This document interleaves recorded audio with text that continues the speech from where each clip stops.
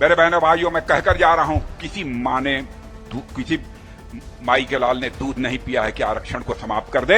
आरक्षण किसी भी सूरत में समाप्त नहीं होने पाए। कि जब तक हमारे देश के प्रधानमंत्री आदरणीय नरेंद्र मोदी जी हैं, तब तक ना देश में संविधान को कोई खतरा है, ना आरक्षण को कोई खतरा है। आरक्षण किसी को दी हुई खैरात नहीं है, ये संवैधानिक अधिकार है और दुनिया की कोई ताकत आरक्षण को कतई समाप्त नहीं कर सकती। इस मैकू को बहुत सदियों से खाट के नीचे बैठाला जाता है। इस मैकू को मंदिर जाने देने पर भी कुछ खास जातियों को ऐतराज है। उन्होंने आखिरी लाइन जो लिखी वो बहुत ध्यान देने लायक है कि आरक्षण था, आरक्षण है और आरक्षण रहेगा। अखिलेश यादव किस आरक्षण की बात कर रहे हैं जो बता रहे हैं कि आरक्षण था, आरक्षण है, आरक्षण रहेगा? ये तो खुद ही सारा आरक्षण खा गए। इन्होंने सिर्फ यादवों का लाभ कराया, यादवों को फायदा पहुंचाया।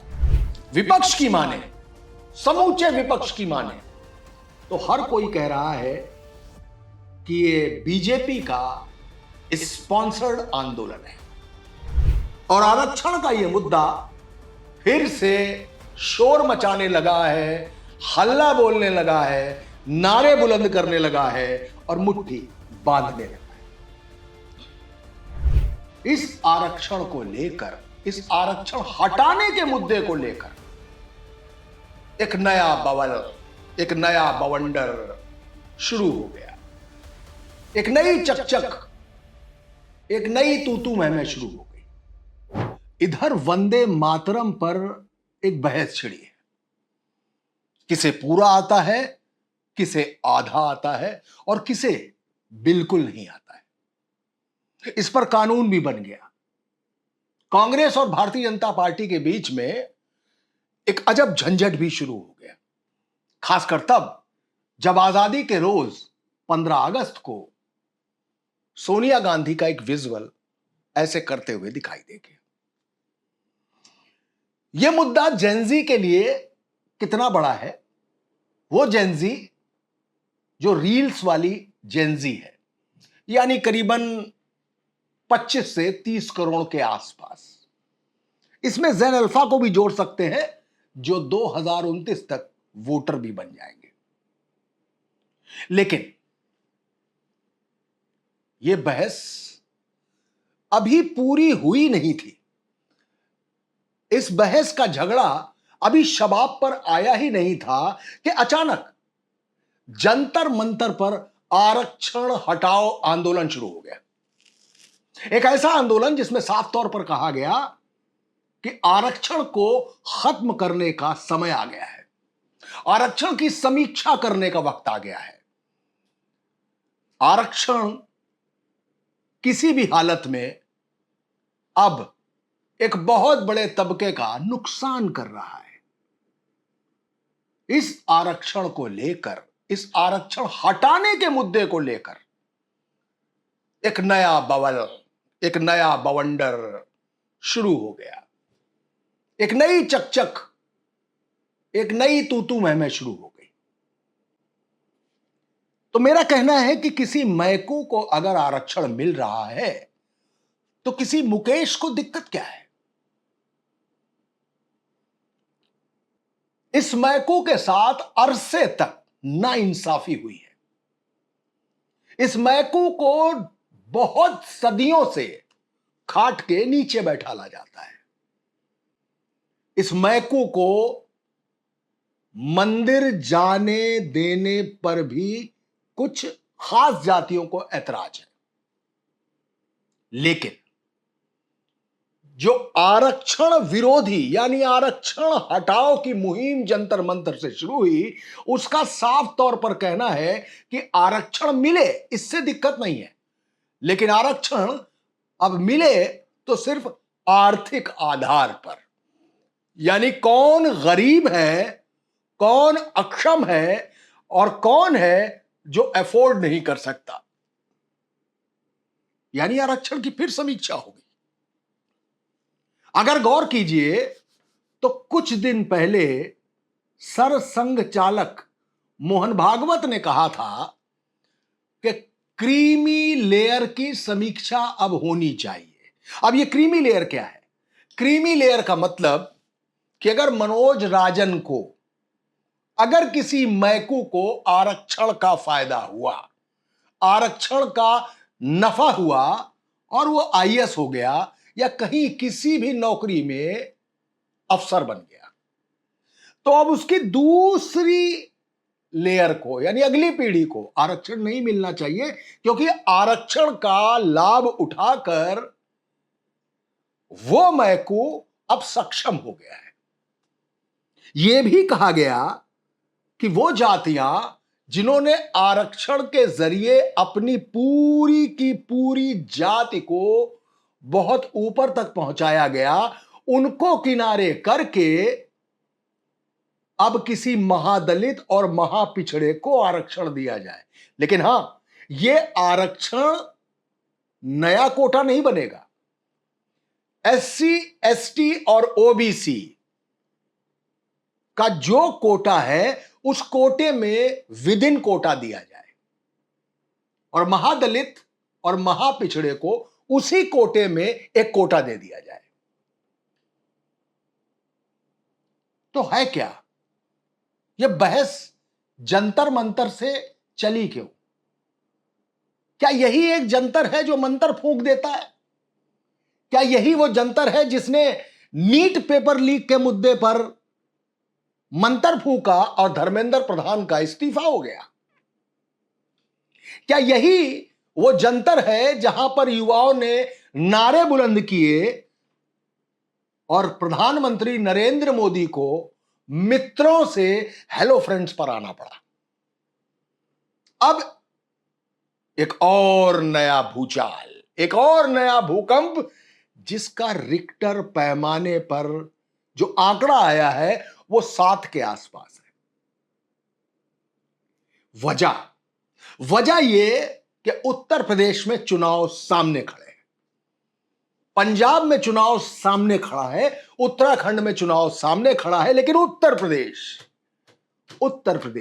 वो उत्तर प्रदेश जहां अयोध्या है, वो उत्तर प्रदेश जहां अयोध्या में राम मंदिर बाबरी मस्जिद का विवाद था, जिससे भाजपा का इंडक्शन हुआ और भारतीय जनता पार्टी 2 सीटों से 2014 के बाद लगातार मुसलसल 3 बार की सरकार में है।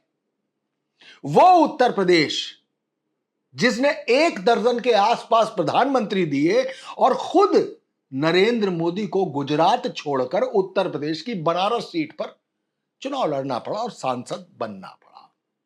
इसलिए उत्तर प्रदेश अहम है, जरूरी है, खास है और इंपॉर्टेंट है। अब हुआ क्या?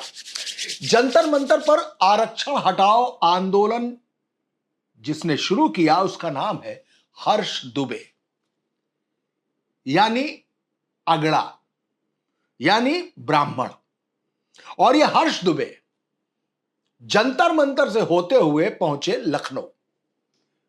अब लखनऊ पहुंचकर ये मिले किससे? ये मिले उत्तर प्रदेश की योगी आदित्यनाथ सरकार के डिप्टी सीएम ब्रजेश पाठक पर। ब्रजेश पाठक से इनकी मुलाकात हुई। यहां फिर बताना चाहूंगा कि ब्रजेश पाठक का मतलब फिर एक बार ब्राह्मण, यानी भारतीय जनता पार्टी ने जो जातिगत समीकरणों का ख्याल रखा, उस ख्याल में केशव मौर्य, जो मौर्य, कुशवाहा, सैनी, शाक्य, इनका प्रतिनिधित्व करते हैं और ब्रजेश पाठक ब्राह्मणों का प्रतिनिधित्व करते हैं। तो हर्ष दुबे जंतर मंतर से सीधे ब्रजेश पाठक के पास पहुंचे और ब्रजेश पाठक से उन्होंने जंतर मंतर के आंदोलन का एक कागज सौंपा। हर्ष दुबे के उस कागज को लेकर ब्रजेश पाठक ने एक छोटी सी प्रेस कॉन्फ्रेंस की और उस प्रेस कॉन्फ्रेंस का जो एक पूरा मसौदा सार मुख्तसर में लिखा हुआ था कि सबको बराबरी का मौका दिया जाए, ब्रजेश पाठक ने इसे फॉरवर्ड करके केंद्र सरकार भेज दिया और उम्मीद यह की जा रही है कि बहुत ही जल्द बहुत ही जल्द केंद्र का कोई नुमाइंदा आरक्षण हटाओ आंदोलन जंतर मंतर पर शुरू करने वाले हर्ष दुबे एंड कंपनी से मिलेंगे। तो है क्या ये? विपक्ष की माने, समूचे विपक्ष की माने तो हर कोई कह रहा है कि ये बीजेपी का स्पॉन्सर्ड आंदोलन है। बीजेपी इस आंदोलन के जरिए जेन जी को बांटना चाहती है। यह भी कहा जा रहा है हर्ष दुबे एंड कंपनी की तरफ से कि अगड़ों को फॉर ग्रांटेड लिया जा रहा है। अगड़े कौन? ब्राह्मण, ठाकुर, वैश्य, कायस्थ। ये सारे लोग ये मान के चल रहे हैं कि भारतीय जनता पार्टी हमको फॉर ग्रांटेड ले रही है, हम कहीं नहीं जाएंगे साहब। लेकिन नहीं, उन्होंने आरक्षण हटाओ आंदोलन शुरू कर दिया और वाया ब्रजेश पाठक, बीजेपी के यूपी के डिप्टी सीएम, ये पत्र केंद्र सरकार को पहुंच गया। थोड़ा सा पीछे ले चलता हूं। मुंबई में सरसंघ चालक मोहन भागवत ने जब एक बयान दिया कि क्रीमी लेयर की समीक्षा एक बार होनी चाहिए, ठीक उसी दिन सुप्रीम कोर्ट में केंद्र सरकार ने एक हलफनामा दिया और हलफनामे में कहा कि उनका ऐसा कोई विचार नहीं है। क्रीमी लेयर मतलब कुछ बड़ी जातियां, जैसे यूपी में यादव, कुर्मी, जैसे राजस्थान में मीणा, इनके आरक्षण को नीचे पिछड़े और महादलित को दिया जाए, कोटे में ही कोटा दे दिया जाए। यानी सरकार ने कहा कि उसका ऐसा कोई विचार नहीं है, भले ही सरसंघ चालक ने क्रीमी लेयर की पुनर्समीक्षा की बात कही हो। सरसंघ चालक ने पिछले बिहार के चुनाव में भी इसी तरीके से आरक्षण पर दोबारा समीक्षा करने की बात कही थी और भारतीय जनता पार्टी की बिहार चुनाव में चूलें हिल गई थी। अब उत्तर प्रदेश का चुनाव है और आरक्षण का यह मुद्दा फिर से शोर मचाने लगा है, हल्ला बोलने लगा है, नारे बुलंद करने लगा है और मुट्ठी बांधने लगा है। इस मुद्दे पर सबसे पहले उत्तर प्रदेश के पूर्व मुख्यमंत्री और सपा सुप्रीमो अखिलेश यादव ने साफ साफ बयान दे डाला। उन्होंने कहा कि आरक्षण की पुनर्समीक्षा, आरक्षण में कोटा विद इन कोटा, आर्थिक आधार पर आरक्षण देना, यह सब वैसी ही बातें हैं जिसका साफ अर्थ है कि केंद्र सरकार आरक्षण खत्म करना चाहती है। उन्होंने आखिरी लाइन जो लिखी वो बहुत ध्यान देने लायक है कि आरक्षण था, आरक्षण है और आरक्षण रहेगा। अब यह बात उन्होंने कही ही थी कि हर मुद्दे पर छेड़छाड़, छींटाकशी करने वाले बीजेपी सांसद निशिकांत दुबे का एक बयान आया। उन्होंने कहा कि आरक्षण था, आरक्षण है और आरक्षण रहेगा। इसका मतलब अखिलेश यादव पीडीए के नाम पर पी को पंडित जो बता रहे थे वो सरासर झूठ था, 24 कैरेट मिथ्या था। ओम प्रकाश राजभर यानी सुबसपा, यानी एनडीए का वो हिस्सा जो उत्तर प्रदेश में भारतीय जनता पार्टी के साथ चुनाव लड़ता है, ओम प्रकाश राजभर पिछले 2 महीने से लगातार अखिलेश यादव पर हमलावर है। बयान उन्होंने भी दे दिया, बोले कुछ कहने की जरूरत ही नहीं है। अखिलेश यादव किस आरक्षण की बात कर रहे हैं जो बता रहे हैं कि आरक्षण था, आरक्षण है, आरक्षण रहेगा। ये तो खुद ही सारा आरक्षण खा गए। इन्होंने सिर्फ यादवों का लाभ कराया, यादवों को फायदा पहुंचाया और फिर चाहे राजभर हो, चाहे निषाद हो, चाहे क्वेरी हो, मौर्य हो, कुशवाहा हो, काची हो, शाक्य हो, कोई भी हो, उनको कोई लाभ नहीं होने दिया। हमलावर, अब बीजेपी इधर से हमला कर रही है। फिर आए केंद्रीय मंत्री चिराग पासवान, राम विलास पासवान के बेटे, उन्होंने भी बयान जारी कर दिया। उन्होंने कहा आरक्षण कोई खैरात नहीं है, आरक्षण संविधान में मिला वो अधिकार है जिसे कोई नहीं छीन सकता। आरक्षण किसी को दी हुई खैरात नहीं है, ये संवैधानिक अधिकार है और दुनिया की कोई ताकत आरक्षण को कतई समाप्त नहीं कर सकती है। कुछ इस तरीके से आरक्षण को लेकर एक नया बवाल शुरू हो गया है कि आरक्षण रहना चाहिए या आरक्षण खत्म होना चाहिए, या थोड़ा सा और माइल्ड कहे कि आरक्षण की पुनर्समीक्षा होनी चाहिए। क्रीमी लेयर को किनारे करके एक नए सिरे में कोटा विद इन कोटा दिया जाए। तो क्या है ये?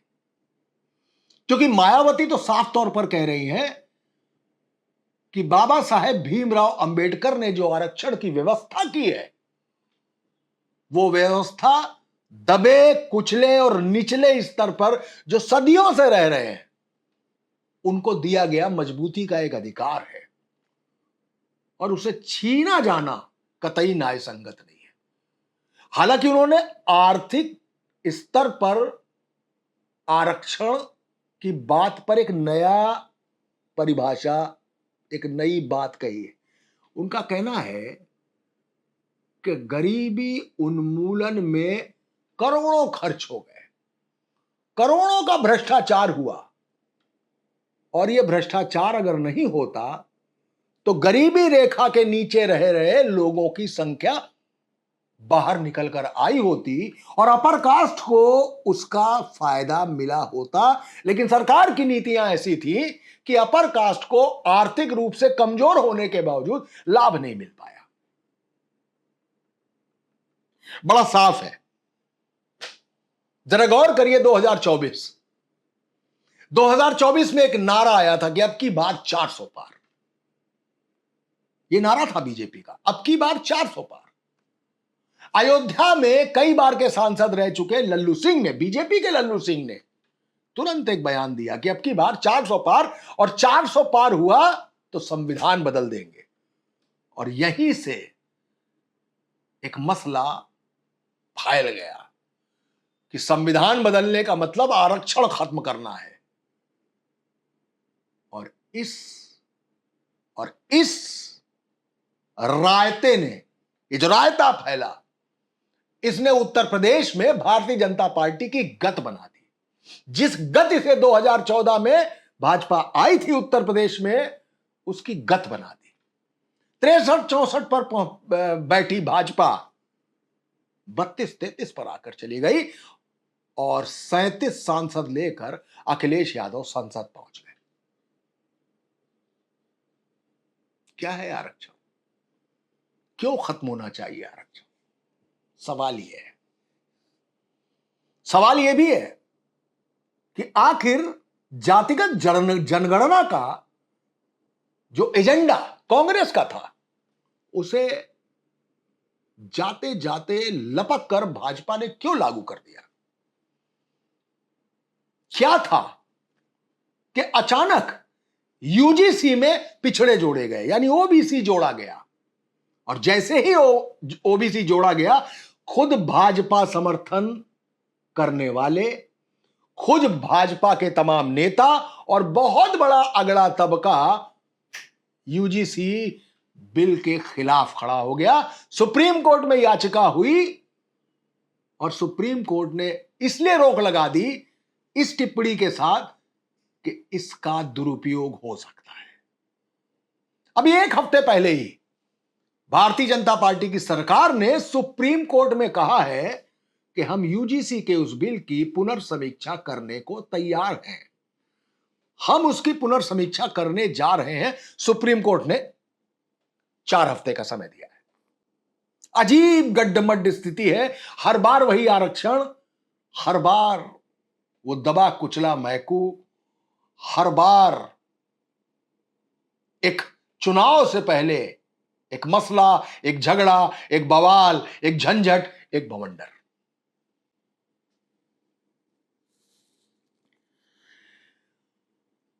ओम प्रकाश राजभर ने प्रधानमंत्री नरेंद्र मोदी का एक वीडियो पोस्ट किया जिसमें नरेंद्र मोदी कह रहे हैं कि आरक्षण खत्म करने की बात किसी ने भी सोची तो उसे बचाने के लिए नरेंद्र मोदी अपनी जान की बाजी लगा देगा। 2014 से 2 बार की जो सरकार बनी वो नरेंद्र मोदी की सरकार थी क्योंकि भाजपा का परचम लहरा रहा था। लेकिन तीसरी बार 400 पार के नारे और संविधान बदलने की मरमरिंग ने भारतीय जनता पार्टी को एनडीए की सरकार बना दिया। यूं भी एनडीए की है, लेकिन इस बार नीतीश कुमार और चंद्रबाबू नायडू एक अहम फेस बनकर सामने आना पड़ा और पहली बार एनडीए की सरकार बनी। करीबन 1 साल से कह रहा हूं, फिर कहता हूं, उत्तर प्रदेश का चुनाव धार्मिक आधार पर नहीं होने जा रहा है। उत्तर प्रदेश का चुनाव सिर्फ और सिर्फ जातिगत चुनाव होगा। तो क्या है इसके पीछे का खेल? क्या है अचानक ये आरक्षण का बवाल? क्या है अचानक विपक्ष का यह कहना कि यह बीजेपी का स्पॉन्सर्ड आंदोलन है? तो क्या बीजेपी कुछ और कर रही है? क्या आरक्षण के इस नए बवाल से उत्तर प्रदेश में बीजेपी के खिलाफ हवा बहेगी? क्या आरक्षण के मुद्दे को ना संभाल पाने, क्योंकि 2024 में भी नहीं संभाल पाई है बीजेपी और 2024 में 62-63 से 32-33 पे खड़े होना पड़ा भारतीय जनता पार्टी को, तो क्या 2024 में यह आरक्षण का मुद्दा फिर से रंग दिखाएगा? तो इसका खामियाजा किसको भुगतना पड़ेगा? उसी को जिसने 2024 में भुगता है, जिसका नाम है योगी आदित्यनाथ। क्योंकि उत्तर प्रदेश में तो उनके नेतृत्व की सरकार थी, तो सवाल का जवाब कौन देगा? योगी आदित्यनाथ। और 2027 में भी अगर इस तरीके का आरक्षण आंदोलन का मुद्दा गरमाता रहा, यूजीसी का मुद्दा उबलता रहा, जातिगत जनगणना को लेकर राहुल गांधी या अखिलेश यादव यूं ही कदम ताल करते रहे, तो नुकसान किसका है? बीजेपी का। और इस नुकसान का लेवल किस पर लगेगा, पर्चा किस पर चपकेगा? योगी आदित्यनाथ पर। तो साफ है कि आरक्षण पर छिड़ी इस नई बहस ने भाजपा के लिए कहीं ना कहीं फिर 2024 जैसा माहौल खड़ा कर दिया है। भाजपा को सोचना होगा, भाजपा को समझना होगा, भाजपा के किसी बड़े लेकिन पिछड़े चेहरे को आगे आना होगा। पिछड़ा इसलिए कह रहा हूं कि भाजपा के एजेंडे में इस बार पिछड़ा नंबर 1 है। चाहे भाजपा का नया प्रदेश अध्यक्ष हो पंकज चौधरी, चाहे भाजपा का मंत्रिमंडल विस्तार हो उत्तर प्रदेश में, उसमें पिछड़े ज्यादा, और चाहे नितिन नवीन के पहली बार उत्तर प्रदेश आने पर 18 जगहों पर नितिन नवीन के स्वागत का ज्यादातर जिम्मा पिछड़ों को देने पर यह साफ समझ में आता है कि भाजपा पिछड़ों पर ही दांव लगाने जा रही है। शायद भाजपा को एक अंदाजा है कि अगर ब्राह्मण और अगड़ा अखिलेश यादव के MY फैक्टर से PDA फैक्टर की ओर आगे बढ़ता देखकर इस आरक्षण के मुद्दे से अखिलेश से अगड़ा छीनना चाहता है, क्योंकि अखिलेश ने P से पंडित बता दिया था। तो क्या अखिलेश के आरक्षण है, आरक्षण था और आरक्षण रहेगा के नारे से भारतीय जनता पार्टी अगड़ों को अखिलेश से तोड़ने की कोशिश कर रही है, या इसका सीधा नुकसान योगी आदित्यनाथ के मत्थे फूटेगा? सोचिएगा और जवाब जरूर दीजिएगा कि आपको क्या लग रहा है कि आरक्षण का यह बवाल क्या अगड़ों को फॉर ग्रांटेड ले रहा है, या वास्तव में 2024 की तरह आरक्षण का मुद्दा भाजपा को नुकसान देगा? फिलहाल आज के लिए रेडिंग पर इतना ही। कल किसी और मुद्दे पर आपसे फिर मिलेंगे, किसी नई बहस के साथ, किसी बात पर फिर करेंगे बतंगड़। नमस्कार।